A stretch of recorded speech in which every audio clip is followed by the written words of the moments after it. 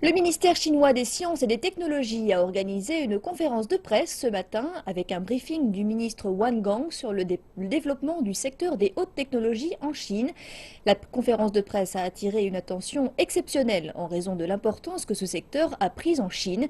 Wang Gang a déclaré que la contribution aux avancées technologiques avait atteint 55,3% en 2015 et que le gouvernement prévoyait de la faire passer à 60% d'ici 2020. Le nouveau rapport du gouvernement mentionne le mot innovation 61 fois.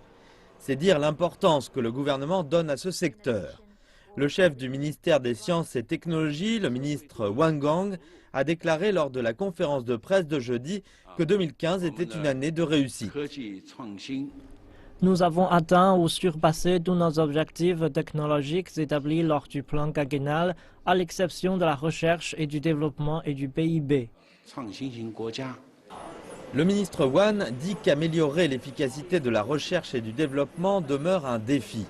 Monsieur Wan dit que le gouvernement prévoit d'augmenter son pourcentage de PIB pour le faire passer à 2,5 ces 5 prochaines années. Mais il annonce que la Chine fait face à une situation dans laquelle 77% des 1400 milliards de yuan d'investissement dans la recherche et le développement proviennent du secteur privé et non des universités et instituts.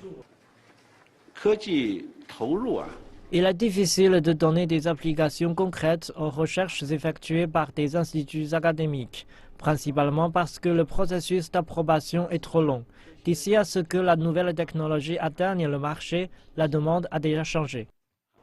La solution présentée par le ministère est orientée vers le marché. Monsieur Wan a annoncé l'an dernier que les responsables ne seraient plus directement impliqués dans l'approbation des projets scientifiques. Cette année, le ministère se concentre sur l'amélioration des incitations à la recherche.